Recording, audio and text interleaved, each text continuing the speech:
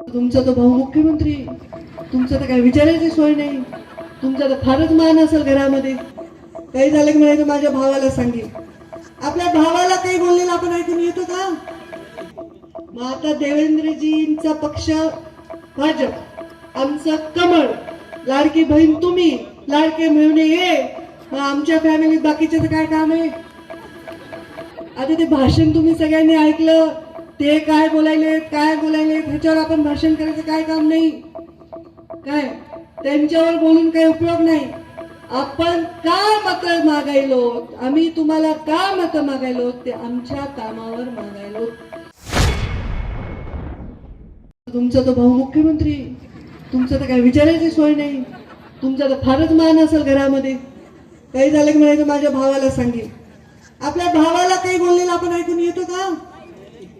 मग आता देवेंद्रजींचा पक्ष भाजप, आमचं कमळ, लाडकी बहीण तुम्ही, लाडके मिळवणे ये.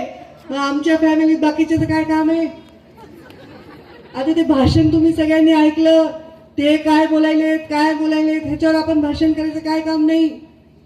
काय त्यांच्यावर बोलून काही उपयोग नाही.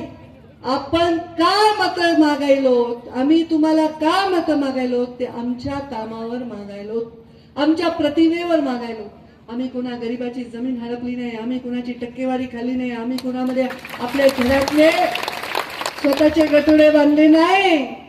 आम्ही जे केलंय ते सामान्य माणसासाठी केलेलं आहे. आणि मग यांच्या मागे नाही उभं राहायचं तर कुणाच्या मागे उभं राहायचं?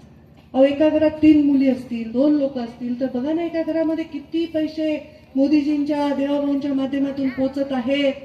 हे तुमच्यासाठी चांगल्यासाठी आहे, तुमच्या बचतीसाठी आहे, तुमच्या आडल्या वेळेसाठी आहे. मला 100% खात्री आहे, या मिळालेल्या पैशातून तुमच्यापैकी कुणीही नवी चांगली कोरी साडी घेतली नसल. शपथ सांगते मी, काही हरायला तयार. घेतली का हसायला, घंटन केलं, काही उपयोग नाही. सोन्याचा भाव असे झाले तर आता बघायलाच पैसे लागले आहे का? क्या आपा नया लिया क्या कुछ? क्या बोलते इसको? बोलो हिजाब, मुझे पता है मैं उनसे बात करनी है. हिजाब नया लिया क्या कुछ? सलमा सितारे वाला नहीं ना? पैसे क्यों रखे? पैसे काय ठेवले? घरच्यांसाठी ठेवले, लपून ठेवले, कुणाला कळू नाही दिले. कुठे ठेवले? साडीच्या घडीत, देवळाच्या खाली, तांदळाच्या डब्यात. बरोबर आहे का नाही? बरोबर आहे. हे सगळे लपवलेले पैसे तुम्ही स्वतःसाठी नाही ठेवले. ही जाणीव आम्हाला आहे, देवाभाऊला आहे, मोदीजींना आहे. स्वतःच्या लेकीच्या क्लासला पैसे कमी पडले, तुम्ही द्यायला तयार आहे. जाऊ दे, बापाकडे पैसे नाही, त्याला नको सारखं लाचार करू. घरामध्ये म्हातारी सासू खोकायली, नवऱ्याचं तोंड पडलंय, 4 बाटल्या खोकल्याचं औषध झालंय, आता पैसे नाहीत खिशात. तुम्ही म्हणतात काही काळजी करू, कोणी आणून ठेवले. हे स्वतःसाठी नाही, म्हणून तुमच्या पाठीमागे उभे. स्वाभिमानाने स्त्रीने जगावं, स्वतःच्या पायावर उभं राहावं. नुसतं लाडकी बहीण नाही, लखपती दिदी बनावं, हे आमचा प्लॅन. आणि हे कुठे तुम्ही दुसरीकडे विचार करायला? आमचे गोरंट्याल आले आमच्याकडे, आमची नगरपालिका आली ना, जालन्याची महानगरपालिका आली, संभाजीनगरची महानगरपालिका भाजप नंबर 1 ला आली, नाशिक भाजप नंबर 1 ला, पुण्यामध्ये भाजप नंबर 1 ला, और मुंबईत भाजप नंबर 1 ला. अरे बिहारची निवडणूक जिंकलो, आता बंगालची पण जिंकणार आहे. आणि मग काय तुम्हाला काय झालंय? तुम्ही कशामुळे उलट जाणार आहेत? तुम्ही काय उलटीकडे जायची गरज नाही. इथे काही भेद नाही बघा, जात धर्म उभय ह्याच्याशिवाय काही मुद्दा नाही. जनधनमध्ये सगळ्या जाती धर्माचे लोक आहेत. शेतकरी सन्मानमध्ये कोणता मुसलमान शेतकरी आहे, कोणता बौद्ध शेतकरी आहे, कोणता मराठा आहे, कोणता ओबीसी आहे, हे थोडंच विचारून दिलं जातं. त्याच्या परिस्थितीने दिला जातं. आता सुद्धा ही लाडकी बहीण आहे, सांगा काही फरक आहे का? आपाला काही 1000 मिळतात आणि तिला 2000 मिळतात असं आहे का? जे आपाला मिळतात ते ताईला मिळतात, जे दादाला मिळतात ते भाईला मिळतात. इथं काहीच फरक नाही.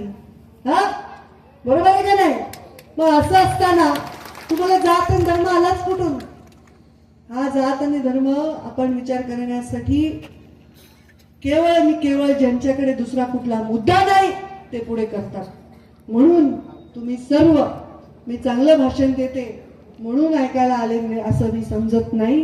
तर माझ्या आव्हानाला मान देऊन तुम्ही मतदान द्याल आणि ही सीट विजयी कराल असं मी समजते. बरोबर आहे का चुकलं माझं? चुकलं का माझं? मग समजते ते बरोबर आहे ना? का तुम्ही नुसतं आपला असं एखादा चांगला गायक असतो खूप गर्दी करतात लोक त्याच्या पण पिक्चर पडतो तसं नको आहे. गाणं हिट आणि पिक्चर फ्लॉप असं नाही. आमच्या भाषणाला अटलजी म्हणायचे आमच्या भाषणाला खूप लोक येतात पण मतं देत नाहीत. तसं ती परिस्थिती होती जेव्हा त्यांनी सुरुवात केली. नंतर तर ते पण प्रधानमंत्री झाले. तसं आत्ता तुम्ही माझं भाषण ऐकायला आले नाहीत तर या भाषणाने तुम्ही परिवर्तन घडवण्यासाठी आलेले आहेत आणि ते परिवर्तन कमळाचं फूल फुलवून तुम्हाला करायचं आहे. हे तुम्हाला पटलंय ना? मतं का द्यायचे? मी तर न पटवताच तुम्ही म्हणले मतं द्यायचे कमळाला. बरोबर आहे. आता तुम्हाला पटलं ना? पुन्हा रात्री दुसरे बाजार सुरू होतात इलेक्शन मध्ये. एवढे पैसे देऊन पुन्हा तोंडाकडे बघायचं नाही उमेदवाराच्या. आमचं काय तसलं काही करायचं नाही. जो शाश्वत आपल्याला विकास देतोय, जो शाश्वत आपल्या मागे उभं राहिलाय त्या नेत्याच्या आणि सरकारच्या मागे आपण उभं राहायचंय. दानवे पाटील साहेबांचा एवढा अनुभव आहे. माझे महानगरपालिकेला प्रचार करून करून गळा खराब झालाय. सेल्फ्या काढून काढून भासून भासून गाल दुखायला लागलेत. दाताच्या कण्या झाल्यात भाषण करून करून. पण तरी ते पण करायलेत आम्ही पण करायला. ही तळमळ आहे तुम्ही सगळ्या कार्यकर्त्यांसाठी आम्ही करतोय आणि कार्यकर्त्यांच्या माध्यमातून तुमच्यासाठी करतोय. तर तुम्ही येणाऱ्या 7 तारखेला आमच्या कमळाच्या फुलाच्या सगळ्या उमेदवाराला आजूबाजूच्या जिल्ह्याचे आलेले दुसऱ्या सर्कलचे आलेले सगळे मोठ्या मताने विजयी करा. करणार ना? मग 2 हात तुमची घ्या बरं असे सगळे घ्या. आपा आबिलो उपर करो बस हाताच्या मुठी आवळा आणि माझ्यावर अशी जोरात घोषणा द्या की हे काय भाषण करायचं ते दवाखान्यात टाक म्हणावं त्याला. हे बायपास करा सर्जरी करा काय करायचं करा म्हणावं. इथं काही बायपास बिरपास नाही. दवाखान्यात टाका तुम्हाला पुण्य मिळेल. हे मतदान आहे. तर त्यामुळे हाताच्या मुठी आवळा आणि जोरात घोषणा द्या भारतीय जनता पार्टीचा